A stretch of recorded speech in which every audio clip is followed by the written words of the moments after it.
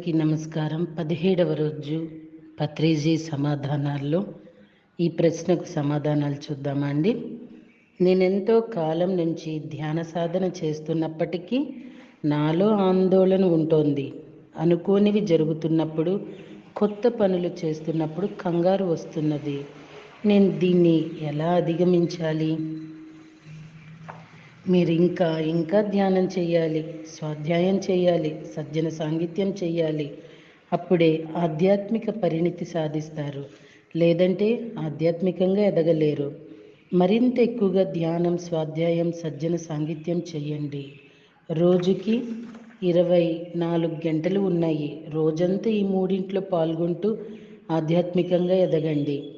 ఎవరైనా ఆధ్యాత్మిక మార్గంలోకి ప్రవేశించినప్పుడు పరిపక్వత లేకపోవటం సహజమే. కానీ సాధనలో ముందుకు సాగుతూ ఉన్నప్పుడు రోజు రోజుకి పరిణతి సాధిస్తూ ఉంటారు. అది సహజమే. ఎవరైనా సాధన ఆరంభించినప్పుడు అపరిపక్వంగా ఉన్న సాధన కొనసాగిస్తున్నప్పుడు పరిపక్వంగా మారాలి. ప్రతి జూనియర్ కాలం గడిచే కొద్దీ సీనియర్గా ఎదుగుతాడు కదా. రియల్లీ మాస్టర్స్, కొంతమంది కాల్ చేసి అడుగుతూ ఉంటారు, నాకెంత చేసినా ఏమీ ఇది లేదండి, మార్పు లేదు, నాకు ఇంక ఈ ధ్యానం వద్దు, మానేస్తానంటూ ఉంటారు. యాక్చువల్లీ మాస్టర్స్, బాబా కూడా చెప్పారు, శ్రద్ధ, సబురి, ఓర్పు, సహనం అనేది అన్నిట్లో మనిషికి అవసరమేనండి. ఏమీ లేదు మాస్టర్స్, మనిషి ఒక ఫ్యాక్టరీ ఏమో అనిపిస్తాడు. ఒక వస్తువు తయారవ్వాలి అంటే ఎంత ప్రాసెస్, ఎంత డెడికేషన్, ఎంత ఓర్పు, ఎంత నైపుణ్యం ఉంటే ఒక చక్కటి వస్తువు ఒక ఫ్యాక్టరీ నుండి బయటకు వస్తుంది. లైక్వైజ్ అనిపిస్తూ ఉంటుందండి. బట్ ఓర్పు ధ్యానంలో చాలా అవసరం. అదేనండి, ఏమీ ఆశించకుండా హ్యాపీగా ధ్యానం చేస్తే అసలు మనకి తెలియనివి, మనలో ఉన్నవి మనకి తెలియకుండా కూడా వెళ్ళిపోతాయి. సో హ్యాపీగా ధ్యానం చేయాలి. అడుగుడి ఇవ్వబడును అంటారు జీసస్ అని మీరు అనొచ్చు. అన్నిటికీ అది అన్వయించుకోవటానికి లేదు మాస్టర్స్. మెడిటేషన్ అంటే మేకింగ్ యూ పర్ఫెక్ట్. మనకి మనం పర్ఫెక్ట్గా చేసుకోవటమే ధ్యానం అంటే. ఇతరుల కోసం కాదు, మరొక దానికోసము కాదు. రైట్ అండి. గత 5 సంవత్సరాల నుండి ధ్యానం చేస్తున్నప్పటికీ ఇప్పుడు గమనించుకుంటే నాలో కోపం పెరిగినట్లుగా అనిపిస్తోంది. దీని గురించి నాకు వివరణ ఇస్తారా? అది నియమం. ధ్యానం లేకపోతే మీరు వేటి మధ్య తేడాను గమనించలేరు. ధ్యానం చేస్తున్నారు కాబట్టి మంచి చెడుల మధ్య తేడాను గమనించారు. అందుకే చెడు పనులకు వ్యతిరేకంగా మీలో కోపం పెళ్ళుబుకుతోంది. వివక్షత కోసం మీకు ధ్యానం ద్వారా మరిన్ని శక్తులు సమకూరుతాయి. మీరు సత్యం, అసత్యం యొక్క అనేక అంశాలను చూస్తూ ఉంటారు. అసత్యాన్ని చూస్తున్నప్పుడు మీరు దానికి ఎదురు నిలుస్తారు. దుర్వాస మహాముని ఎప్పుడూ కోపంతో రుసరుసలాడుతూ ఉంటారు. ధ్యానం చేయని వాళ్ళకి ఏమీ తెలియదు కనుక వాళ్ళు కోపంగా ఉండలేరు. వాళ్ళు మూర్ఖులు, వాళ్ళంతా అజ్ఞానులు. ఎవరైనా మాంసాహారం తింటుంటే నాకు పట్టరానంత కోపం వస్తుంది. ఎందుకంటే నేను అజ్ఞానిని కాను, నేను జ్ఞానిని. నేను ధ్యానం చేయకముందు మాంసాహారాలను చూస్తే కోపగించుకునేవాడిని కాను. అయితే ధ్యానం చేస్తున్నప్పటి నుండి ఎప్పుడైనా ఎవరైనా మాంసాహారం తింటే నాకు భయంకరమైన కోపం వచ్చేస్తుంది. అందరూ తెలుసుకోవాల్సిన విషయం ఏంటంటే ధ్యానం చేసిన తర్వాత కోపం పెరుగుతుంది. అయితే దాన్ని విచక్షణాయుతంగా వాడుకోవాలి.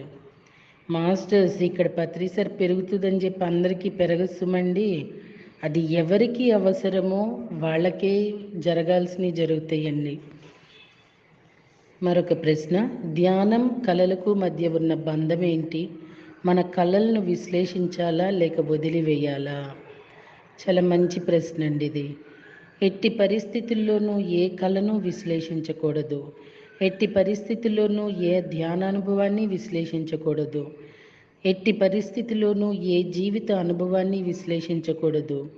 మనం ఇక్కడ దేన్ని విశ్లేషించడానికి లేము. ప్రతి అనుభవాన్ని ఎదుర్కొంటూ సాక్షిగా ఉండటానికే ఉన్నాం అంతే. దేవతలు నడవటానికి భయపడే చోట మూర్ఖులు పరిగెత్తుతారనే గొప్ప వాక్యాన్ని ఎప్పటికీ గుర్తు ఉంచుకోండి. మనం పొందవలసిన జ్ఞానం, విజ్ఞానం అంతా కూడా సాక్షిగా గమనిస్తూ ఉండటం ద్వారా పొందుతామే కానీ విశ్లేషణలు, మేధో మదనాల ద్వారా కాదు. విశ్లేషణ మనల్ని కొంచెం కూడా ముందుకు తీసుకువెళ్ళదు. మన మనసు యొక్క డేటాబేస్ చాలా చిన్నది కనుక మనం విశ్లేషణ చేయటానికి అసమర్థులం.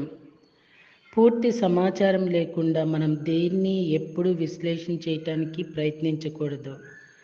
మరి పూర్తి సమాచారం కలిగి ఉండటం ఏ మానవ మాతృడికి సాధ్యం కాదు.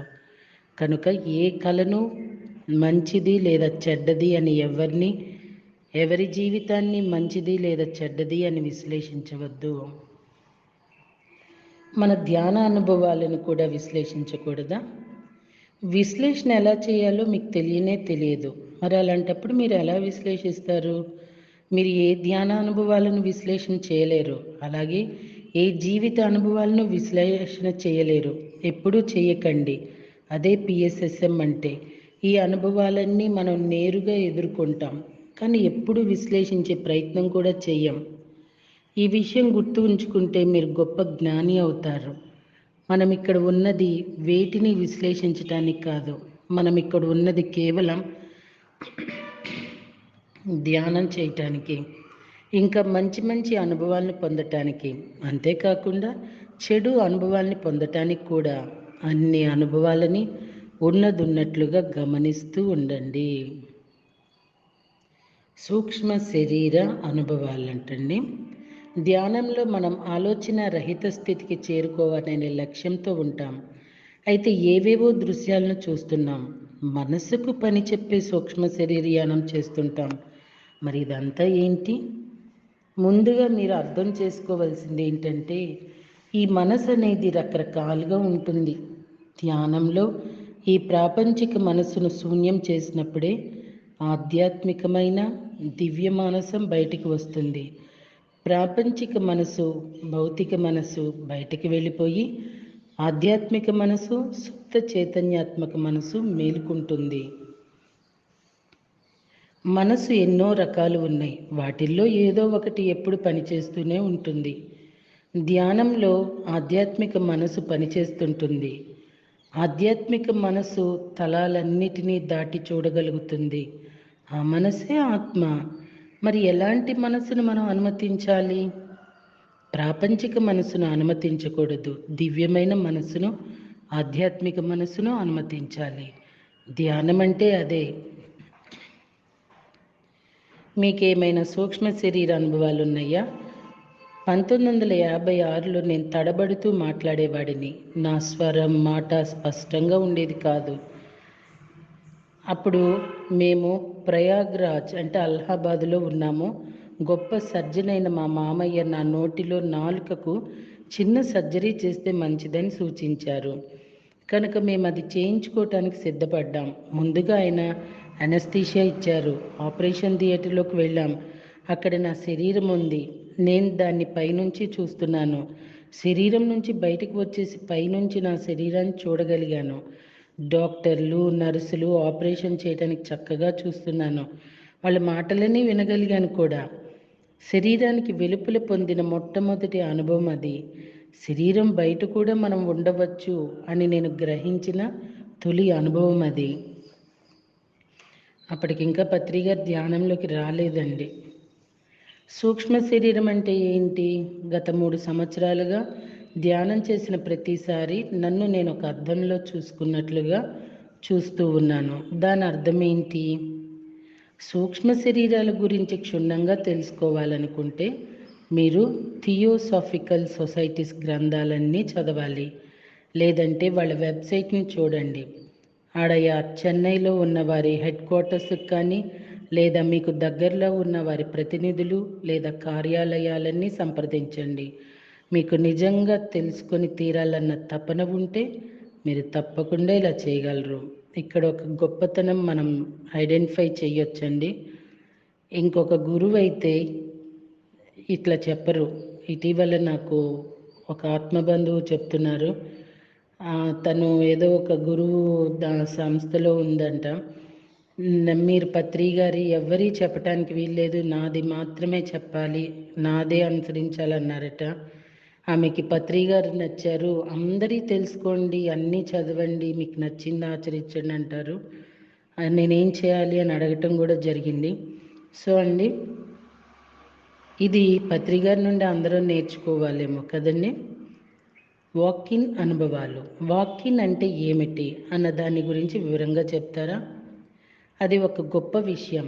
ఒకానొక ఆత్మ తన శరీరాన్ని విడిచిపెడుతుంటే మరో ఆత్మ అదే శరీరంలోకి ప్రవేశిస్తుంది. ఈ దృగ్విషయాలను గురించి రూత్ మాంట్గోమెరీ స్ట్రేంజర్స్ అమంగ్ us అనే అద్భుతమైన గ్రంథాన్ని రచించారు. అదే వాకిన్స్ రహస్యం పుస్తకం అండి. మనం ఆల్రెడీ ఆడియో చేసుకున్నాము. పత్రి సార్ ఈ పుస్తకం తప్పనిసరిగా అందరినీ చదవమన్నారు. ఎందుకా అనుకున్నాం. ఆ పుస్తకము సంపాదించటం కూడా ఒక పోరాటమే అయ్యింది. మరి ఈ ప్రతి ఒక్కరూ వాకిన్స్ రహస్యం బుక్ చదవండి. దొరకకపోతే ఆడియోస్ అవైలబుల్లో ఉన్నాయి, వినండి మాస్టర్స్. ఇది చాలా తెలుసుకోవలసిన అవసరమైన సబ్జెక్టు. మన ప్రెజెంటెన్స్ ఇప్పుడు మన ప్రస్తుత పరిస్థితి కూడా ఆ బుక్లో ఉంది. ఓకే అండి. మరి ఎవరిని వాకిన్గా పరిగణిస్తారు? ప్రస్తుత యుగ మార్పిడిలో ఎంతోమంది గొప్ప గొప్ప మాస్టర్స్ ఎన్నో శరీరాల్లోకి ప్రవేశిస్తున్నారు.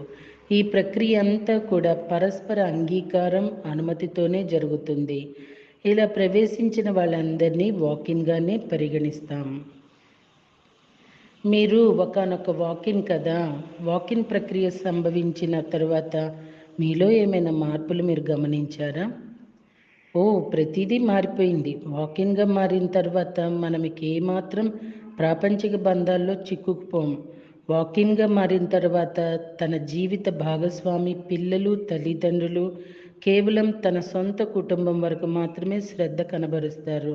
అంతకుమించి ఇంకెవరి గురించి, కనీసం తోడబుట్టువుల గురించి కూడా పట్టించుకోరు. ఇక వాళ్ళు తన కుటుంబం కాదు, అంతే. వాకిన్కి ముందు అందరూ నా వాళ్ళే. అయితే వాకిన్ తర్వాత నా తోడబుట్టిన వాళ్ళు మరి వాళ్ళ కుటుంబాలతో నేను ఏమాత్రం బంధంలో లేనని గ్రహించాను.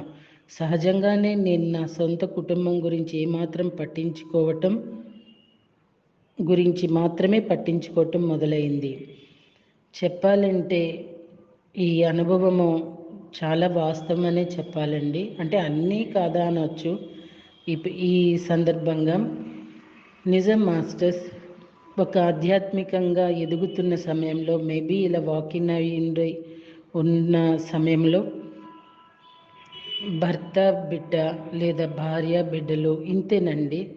అసలు ఆటోమేటిక్గా కుటుంబ సభ్యులందరూ దూరం అయిపోతారు వాళ్ళకి. ఎందుకంటే ఎవరు బయట వాళ్ళందరూ మనల్ని ప్రేమిస్తారు, అభినందిస్తారు, ఆశీర్వదిస్తారు. కుటుంబ సభ్యులే వ్యతిరేకిస్తూ ఉంటారు, బంధువులు వాళ్ళు. ఎందుకంటే ఎదుగుదలని వీళ్ళు భరించలేరు.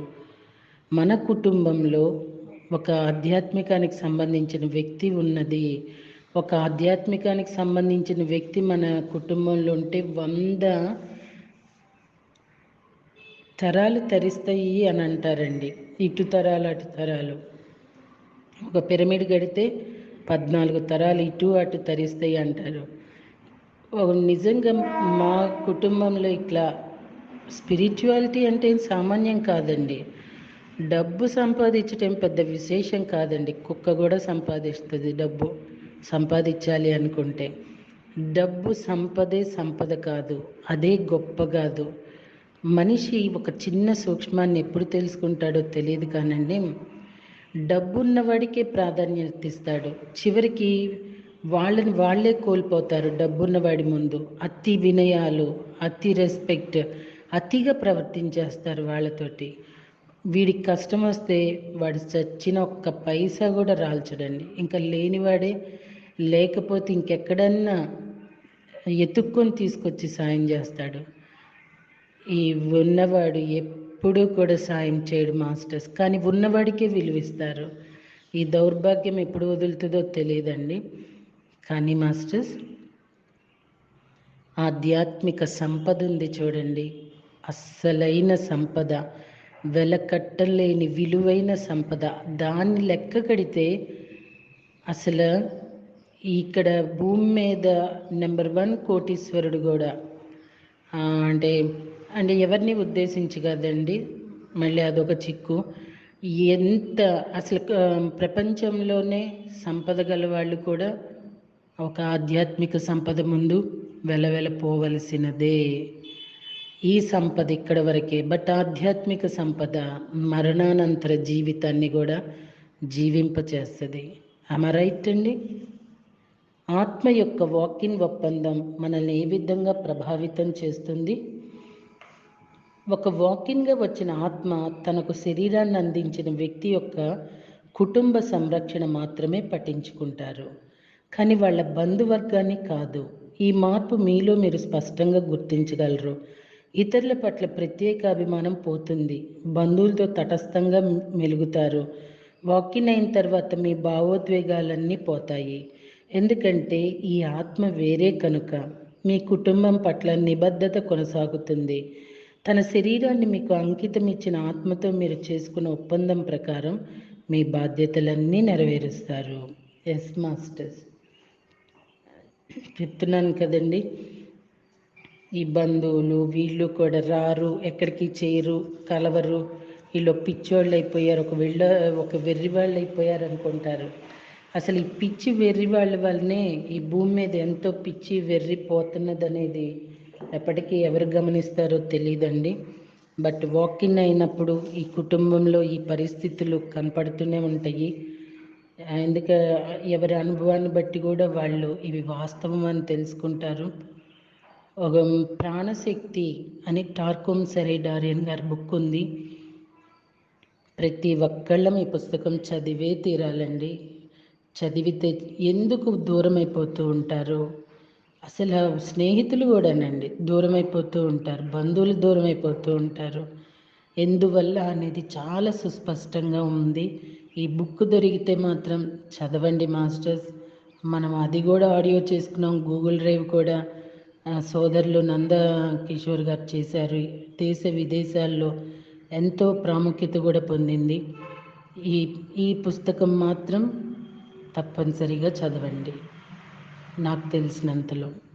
ఓకే అండి, మళ్ళా రేపటి రోజున మరిన్ని ప్రశ్నలకు జవాబులు తెలుసుకుందాము. Thank you very much.